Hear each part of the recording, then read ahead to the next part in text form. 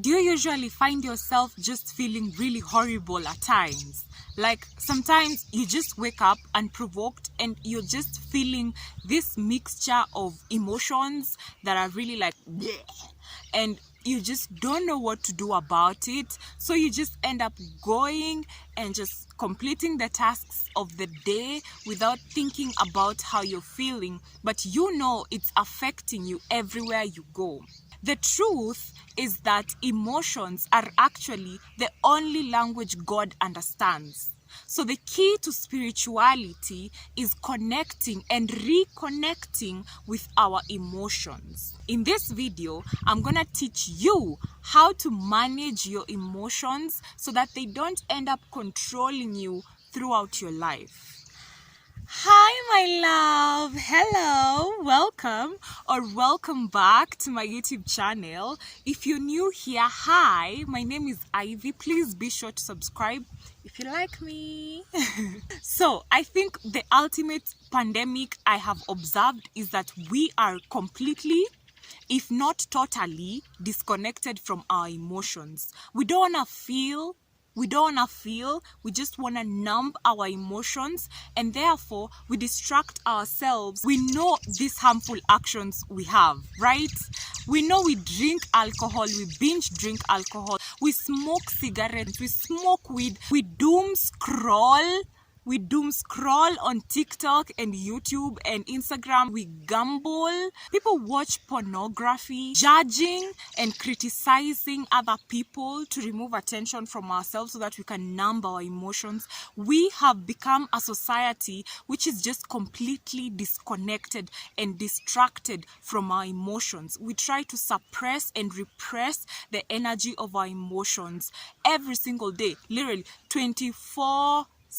It's not even our fault. This idea of numbing our emotions began a really long time ago when we were children, right? Like, for example, when you were a child and you would throw a tantrum because maybe you're feeling angry and you don't know how to deal with the emotion, then your parent will tell you, hey, behave. When you start feeling really excited and joyful about something, your parent will tell you, hey, behave. When you start being really sad and you're just crying, your parent would tell you, hey, behave. So you know what ends up happening is we disconnect from our emotions. We assume in our minds that our emotions are not good. But the reality is that emotions is literally the only language God understands. Yes, the only language God understands is the energy we feel. And therefore, if we want to connect back to God, we've got to connect back to our emotions. The meaning of emotions is energy in motion. Energy cannot be destroyed. It can only be transformed. So what that means is we need to allow our emotions to move through us. We are human. We are supposed to feel. What we resist persists. Because emotions are energy in motion, if we don't let it move consciously, it's gonna still move because it has to move. So then it's gonna affect your day-to-day activities. For example, if you suppress anger, when you will find yourself in traffic driving to work, and then now you have road rage. Somebody just cut you off in traffic and now you're tripping. You're tripping because that anger needed to move. The more you resist your emotions, the more they control your life. So you're always gonna be telling people things like, you made me do this, you made me feel this way, you did this to me. You're still stuck in a victim consciousness because you're not connected to how you're actually feeling. So if we know what's best for us, we are going to allow ourselves to consciously allow the energy in motion to move so that it does not control our lives. We control it. That is emotional mastery. There's a specific emotion I want to talk about, and that's anger. Anger is a very interesting emotion. Here's why. Anger is actually a very healthy emotion. Yes, healthy, I said. anger is a healthy emotion. We tend to suppress it because we don't think it's healthy. See, anger is an inner reaction to injustice. It shows us when people have crossed our boundaries or when we are being treated in a way that is not right. I used to suppress anger a lot. I always associated anger with aggression, and therefore I would always suppress the anger because I didn't want to be aggressive. But upon reading The Mountain Is You by Brianna Wiest, I learned, oh my God, I learned this and it changed my life.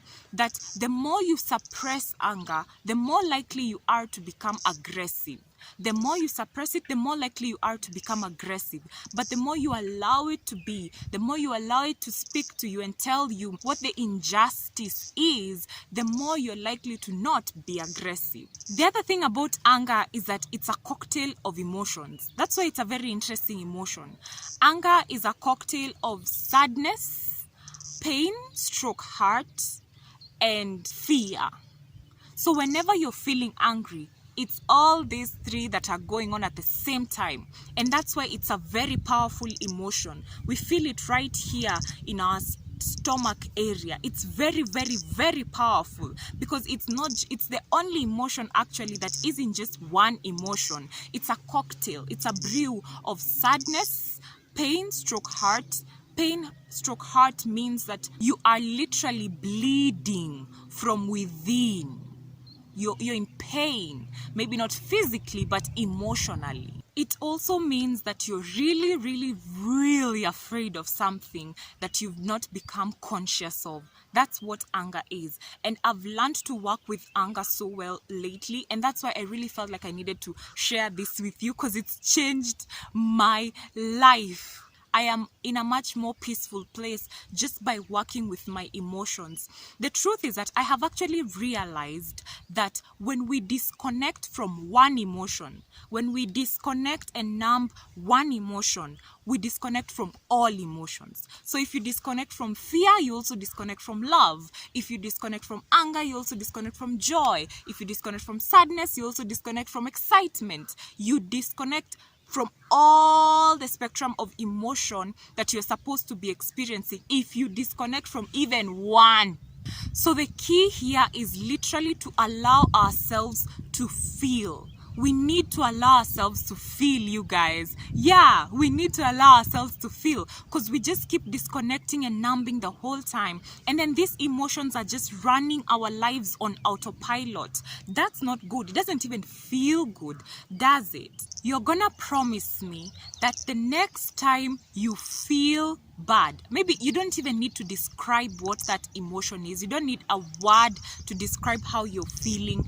Just the fact that you're feeling bleh. The next time you feel that way, you're going to allow yourself to feel. Here is what you're gonna do. You'll sit down or stand up or lie down and you're gonna take in a deep breath. You're just gonna breathe in and out and you're gonna sit there and feel that emotion. What I do is I even say affirmations. I tell myself, I remind my inner child and I say, you are allowed to feel. You're allowed to feel. You're allowed to feel. And you just keep repeating that. You're allowed to feel. You're allowed to feel sadness. You're allowed to feel anger. You're allowed to feel fear. You're allowed to feel. Now, at first, you're gonna feel like, oh my God, I don't want to feel this emotion, because you feel like if you start feeling it, then it may just swallow you whole. I get that feeling. I completely do. But literally, you are not your emotions.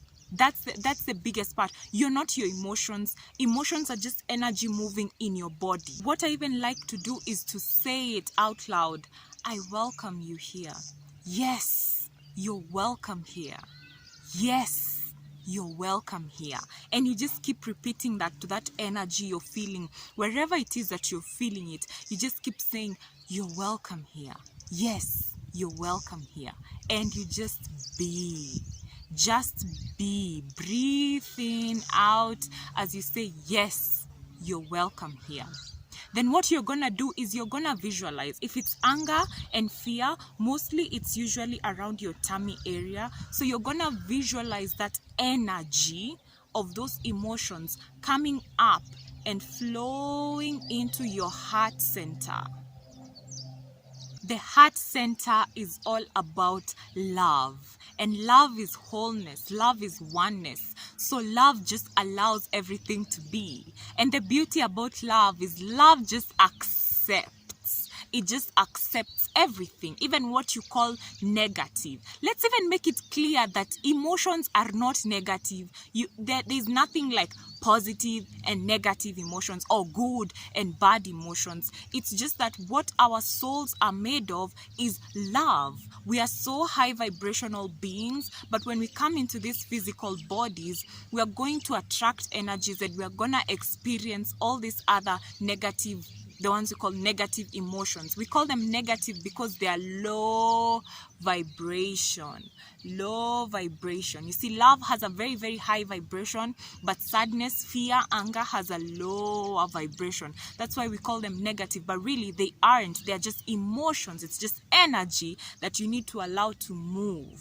So if you sit there, and I'm telling you this out of experience, babe, please listen, because this has worked miracles, juju in my life. When you sit there and you just breathe and you allow yourself to feel, and you even tell yourself, I'm allowed to feel, I'm allowed to feel, I'm allowed to feel, and you tell the emotion that you're feeling, because you can feel the heaviness of the energy in your body. You tell it, you're welcome here, you're welcome here, you're welcome here. And you just watch it go. You visualize it while closing your eyes. You watch it go into your heart center. The heart center is all about love. It's all about wholeness. So it just accepts. You surrender to your heart. When you do that, now you just sit there. You can either choose to continue with your meditation, or you can choose to proceed with what you are doing. You can choose to do whatever else you want to do, but just allowing that emotion to be there and to just get into your heart makes the whole difference, because that energy then moves. And the heart center is like an alchemist. It changes that vibration of energy into something beautiful, into something more lovable. Here's the thing. Make sure, please listen to this tip, please. Make sure you don't focus on the emotion. If you're feeling fear and you're doing this exercise, don't focus your attention on the emotion.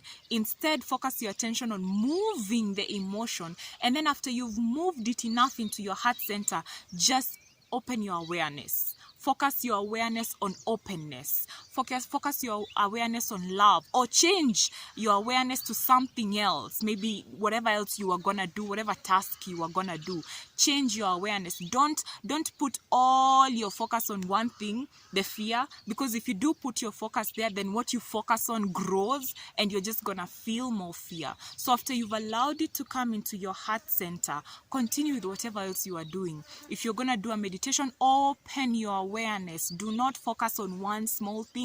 Open, expand your awareness so that the energy can just move. And you'll realize after a few hours, you've even forgotten that you are feeling bad. You've forgotten because you've felt it and you've allowed it to move. So it's left. It's energy in motion is the point. I really, really pray in my heart that you can understand this for yourself, that you're not your thoughts, neither are you your emotions. You're not your thoughts or your emotions. I pray you can really, really get it. Okay, I'm going to do an exercise which I learned from somewhere with you, okay? So think of a red triangle. All right, now think of a blue circle. Okay, now think of a white elephant. You see that? You see what your mind is doing? I told you to think of the red triangle, and then you picked it and it moved. When I introduced the blue circle, it moved. I then introduced the elephant, and then you switched your attention to the other thoughts. You understand what's going on here, right? Your mind is just moving. It's just moving. It's just moving. It's just moving at its own pace. You will realize that even in your head right now, there's an incessant commentary. There's a person almost like a voice that is always talking in your head, saying something. That's your thoughts, right? But you are not your thoughts. You're not the red triangle, neither are you the blue circle or the white elephant. You are the one who is aware of your thoughts. If you can understand that, it will change your life. And I don't mean understanding it intellectually, I mean understanding it from the heart place. You know, if you can understand that you are not your thoughts, neither are you your emotions, you are just the observer. You're just watching. Who you really are is not the red triangle, the blue circle, the white elephant, or the voice in your head that is constantly going day and night. Who you really are is the person who is observing. It's the eye that is observing from the back. Okay? So when you know that you're not getting tangled up in your emotions. If anything, you're just allowing your emotions to be, because it's just an experience. It's just an experience. It's not who you are. You're feeling angry today. Tomorrow you're going to be feeling sad. And maybe the next day you'll feel joyful and bliss. All these things are just changing. But there's one thing that isn't. And that's you. Who you really are, your consciousness, your awareness, the one who is aware of those emotions, that's who you really are. So if you can allow yourself to feel and then realize that you're not your emotions, so then you just observe your emotions as they come up and release them, let them go as I've taught you, then the next thing you're going to do is you're going to contemplate. You're going to introspect on why you're feeling that way. Most of the times, we get outside triggers. They trigger something that is already internal that needs to be healed, what is commonly called childhood trauma. I'll give you an example. I used to live in a place where there was a neighbor of mine who was a man, and the man was machocist. He's the macho kind of guy, you know, the guy who shouts and he's just aggressive and he's just, you know, you're getting the hang of it. So this guy would always come home, you know, he's just being himself, macho energy, all that. So he's just coming home and he's just shouting. So he's my neighbor and I can hear him. He's probably just talking loudly with his friends. He's like, hey. And every time I would realize that used to upset me. It just used to upset me. I couldn't understand why, but it just made me angry. So when I would allow myself to feel the anger and then get through with that, then I would go to the introspection part. I realized very soon that this guy, he wasn't the one triggering me. He wasn't the reason why I was feeling angry. Why I was feeling angry is because my inner child, as a child, I used to live a lot around such men, the machocist kind of man. And so there was a lot of shouting and aggression and just a lot. And that deeply traumatized me as a child. So this guy is just coming to trigger what was already there. You see that? If somebody cuts you off in traffic and you're just going berserk about it and you're just tripping, it's not about the person who's cut you off. You don't even know them. You don't know them, just a motorist, right? It's not about them, but they are triggering something that is already inside you. Haha. They're triggering something that's already inside you. And when you take the time to contemplate, when you take the time to introspect, you will learn exactly what they're triggering. And then when you learn where it's coming from, you will be able to heal it so that you can become a whole and integrated being. To become a whole being is the task of accepting bits and parts of ourselves, even those which we feel like are negative. That's what makes you feel whole. That's what makes you become a whole being, by accepting every single part of yourself, including the negative and the positive. This is a journey. Please just take it step by step. I'm not saying that now that you have gotten there. No. It's a journey. But just ride the waves as you go. You're gonna promise me that the next time you feel shitty, the next time you have that feeling of bleh, You don't even know what you're feeling. You don't even need to name it, actually. You just feel like, oh my God, yuck. The next time you feel that way and you're tempted to either scroll or take a shot or smoke a cigarette or go gamble or watch football, the next time you're tempted to numb your emotions, you're going to remember me, right? You promise me? You're going to remember me. You'll remember that Ivy said there's something different I can do now. And now you already know. You can't unknow what you already know. So you're gonna have to take a step back. You're gonna promise me that you'll take a step back. You will take in a deep breath. You will allow the emotion to be there, and you will feel it, and you will visualize it get into your heart center, and then you will expand your awareness. You promise me? Okay, great. Thank you.